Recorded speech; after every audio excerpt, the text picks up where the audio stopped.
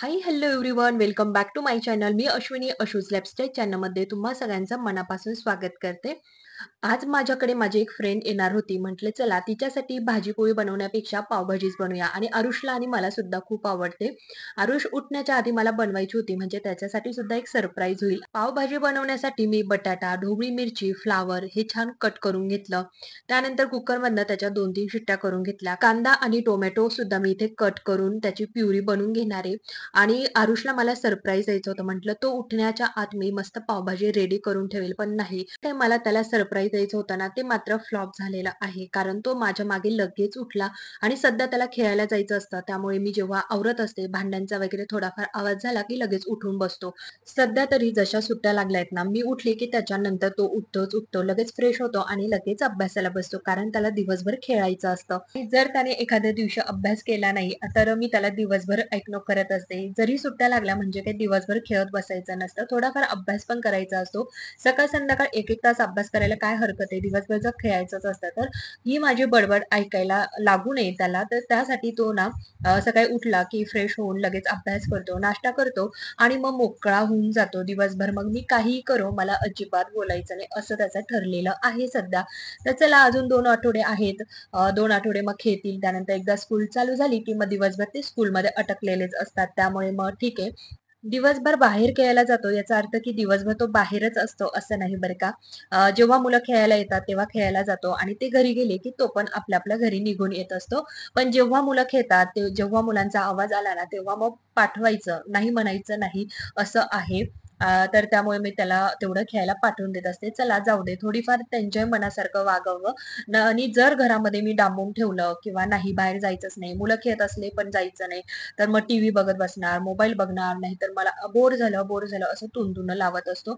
मग त्यापेक्षा जेव्हा मुलं खेळतात, जेव्हा मुलांचा आवाज येतो, तर तेव्हा मी त्यांना खेळायला पाठवून देत असते. श्लोक शक्यतो जात नाही. श्लोक मध्ये-मध्ये जात होता खेळायला छान. पण दिवस काय झालं, सध्या पाऊस येतोय त्यामुळे लाईट जाते येते आणि एक दिवस आहे ना, ते दोघं लिफ्टने खाली जात होते खेळायला आणि तेवढ्यात लाईट गेली आणि जवळ-जवळ 10 ते 15 मिनिटं ते लिफ्टमध्ये अटकले आणि त्या दिवसापासून त्याने खेळायला जाणं सोडूनच दिलं. नाहीतर आधी सुद्धा तो जात नव्हता. पण जेव्हा रंगपंचमी होती ना, तेव्हापासून तो मुलांमध्ये खेळायला वगैरे जायला लागला. मात्र आता जेव्हापासून तो लिफ्टमध्ये अटकलेला आहे ना, त्या दिवसापासून त्याने पुन्हा खेळायला जाणं बंदच करून टाकलं. अजिबात बाहेर जात नाही. मी जर गेली तरच तो बाहेर खेळायला जाणार, नाही तर मग घरातच बसतो.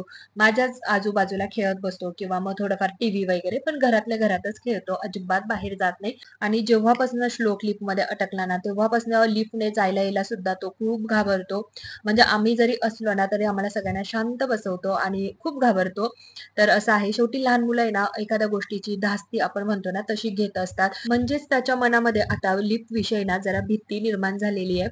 पण हळू मी त्याची ती भीती घालवेल आणि सध्या मी त्याला थोडंफार फिरवून आणत असते. त्यामुळे काही वाटत नाही. तर इथे मी मोठ्या कढईमध्ये भरपूर असं तेल घेतलं, जेणेकरून छान तरण येईल. तर तेल टाकलं, त्यामध्ये जिरं, मोहरी, कढीपत्ता सुद्धा टाकलेला आहे आणि त्यामध्ये कांद्याची जी प्युरी बनवलेली ती टाकून घेतली. त्यामध्ये मीठ ॲड केलं, थोडं मिक्सअप होऊन दिलं. त्यानंतर पुन्हा टोमॅटोची प्युरी बनवली आणि ती पण त्यामध्ये ॲड केली. तेव्हा बाजारामध्ये वाटाणा भरपूर आला होता ना, तर तेव्हा मी थोडासा वाटाणा हा स्टोअर करून ठेवला होता. थोडासा त्यातला खराब झाला आणि बाकीचा खरंच छान होता. मग तो पण मी त्यामध्ये मस्त वॉश करून तो पण ॲड केला. पण मस्त हिरवागार असा वाटाणा होता. तर तो पण ॲड करून घेतला. आता हे शिजेपर्यंत म्हटलं चला पीठ मळून घेऊयात. जरी आम्हा सगळ्यांसाठी मी पावभाजी बनवलेली आहे, तरी आहोंना मात्र पावभाजी अजिबात आवडत नाही. त्यामुळे मी त्यांच्यासाठी आता इथे बटाट्याची भाजी आणि पोळी बनवून घेणार आहे.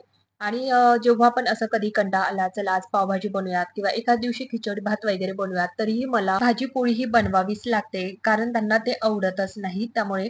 आणि शक्यतो आमच्या घरामध्ये ना भाजी पोळी सगळ्यांना आवडते. ती पण रस्सा भाजी आणि पोळी. तर खूप सारे असे चोचले नाहीयेत, की हेच बनवलं पाहिजे, तेच बनवलं पाहिजे असं काहीच नाही. भाजी पोळी बनवली तरी खूप होते, पण रस्सा भाजी बनवावी लागते. तर असं आहे, खूप साधं सिंपल जेवण आमच्या घरामध्ये बनतं. जी काही कांदा टोमॅटोची प्युरी होती, तर ती इथे छान शिजली होती आणि त्याला मस्त असं तेल सुटलेलं. म्हटलं चला आता त्यामध्ये मस्त मसाले ॲड करूयात. तर त्यामध्ये मी लाल तिखट, जो काही काळा मसाला आम्ही बनवतो घरी, तर तो मसाला सुद्धा ॲड केला. हळद केली, धन पावडर ॲड केली आणि नंतर पावभाजीचं जे काही एव्हरेस्टचं पॅक होतं ना, ते पूर्ण मी त्यामध्ये ॲड करून घेतलं, जेणेकरून छान टेस्ट येईल. आणि त्यामध्ये मग ज्या काही भाज्या मी शिजवून घेतल्या होत्या ना, त्या मिक्सरमधून थोड्याशा जाडसर, खूप बारीक पण नाही, म्हणजे असं चिकन पण नाही, थोड्याशा जाडसर आहे ना, मी दळून घेतलेलं आणि ते पण त्यामध्ये ॲड केलं. केलं. अंदाजानुसार त्यामध्ये मीठ टाकून घ्यायचं आणि मी जेव्हा भाज्या ह्या शिजवत होत्या ना, तेव्हाच मीठ ॲड केलेलं होतं. तर थोडीशी टेस्ट करून बघितली, तर थोडं मीठ कमी होतं म्हणून थोडंसं मीठ वरतून टाकून घेतलं. छान कोथिंबीर टाकली आणि इथे इतकी छान अशी टेस्टी पावभाजी रेडी होती आणि त्यामध्ये मी पूर्ण बटर जे असतं ना, त्याची क्यूब ॲड केली होती. त्यामुळे मस्त टेस्ट आली होती भाजीला.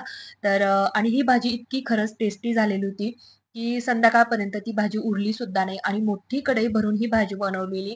संध्याकाळी मात्र मला दुसरी भाजी पोळीही बनवावी लागली. तुमची पण मुलं Zomatoची ज्या काही बॅग्स असतात ना, त्यावर कलरिंग करतात का? नक्की मला कमेंट करून सांगा. आणि हे जे काही आहे ना, हे त्यांनी फ्रेंड्सचं बघितलेलं होतं आणि त्यांना माहिती आहे, की मी बॅग ज्या साचवून ठेवते, तर त्या गादीखाली असतात. तर आरुषने दोन्ही बॅग काढल्या. एक त्याला घेतली आणि एक श्लोकला दिली आणि श्लोकला इकडे किचनमध्ये पाठवून दिलं. कारण श्लोक त्याचे सगळे कलर घेत होता आणि तोडून वगैरे टाकतो. त्यामुळे मग त्याने त्याला तिकडे बसवलेलं. दोघंही मुलं इथे छान शांततेत कलरिंग करत होते. एकदम शांत घरामध्ये वातावरण होतं आणि तेवढ्यात ही लाईट गेली आणि पुन्हा गोंधळ हा चालू झाला. लाईट गेल्यानंतर मग काय कलरिंग वगैरे सगळं तिथे स्टॉप होऊन गेलं. मग सगळा जो काही पसारा होता तो आवरून घेतला. जेवणं वगैरे केली आणि त्यानंतर मग काही व्हिडिओ शूट हा केलेलाच नाही. कारण लाईट लवकर आली नाही. 1-2 तासानंतर लाईट आली. तोपर्यंत आमचं सगळं आवरून आम्ही झोपलेलो पण होतो. कालच माझं हे पर्पलवरनं पार्सल आलेलं होतं आणि आज सकाळी मला ना हेअर वॉश करायचं होतं. त्यामुळे मला हे सकाळी-सकाळी ओपन करावं लागलं. तर मी पर्पलवरनं आहे ना L'Orealचा शॅम्पू प्लस कंडिशनर मागवलेलं आणि खरं सांगू 340 mlचा शॅम्पू आहे. खूप मोठी बॉटल आहे आणि 180 mlचं कंडिशनर आहे. आता शॅम्पूची प्राइस 399 आहे आणि जे काही कंडिशनर आहे ना त्याची प्राइस 279 आहे आणि ह्या दोन्ही गोष्टी मला कॉम्बो पर्पलवरनं फक्त आणि फक्त ₹399 लाच भेटलेलं.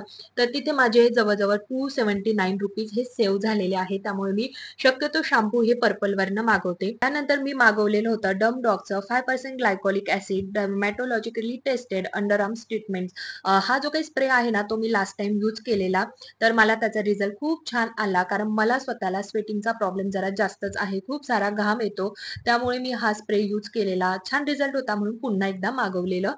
आणि दुसरी गोष्ट म्हणजे केस सुद्धा भरपूर गळत आहे. त्यामुळे अल्फाचं गुडनेस रोजमेरी वॉटर जे आहे, तर याबद्दल मी भरपूर व्हिडिओ बघितले आणि म्हटलं चला आपण स्वतः ट्राय करूया. जर आपल्याला जर त्याचा रिझल्ट चांगला आला, तर तुमच्यावर नक्कीच मी तो शेअर करेन आणि त्यावर मला हा जो काही मसाजर कोंब आहे, तर तो मला फ्री भेटलेला आहे.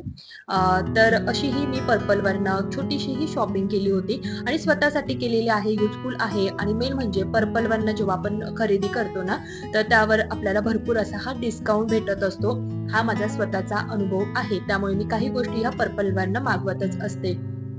तर चला असा होता माझा आजचा हा छोटासा व्हिडिओ. कसा वाटला तुम्हाला तर नक्की कमेंट करून सांगा. व्हिडिओ आवडला असेल तर नेहमीप्रमाणे लाईक, शेअर, सबस्क्राईब, कमेंट्स करा. पुन्हा भेटूया अशाच नवीन इंटरेस्टिंग डेली व्लॉग्स बरोबर. तोपर्यंत बाय.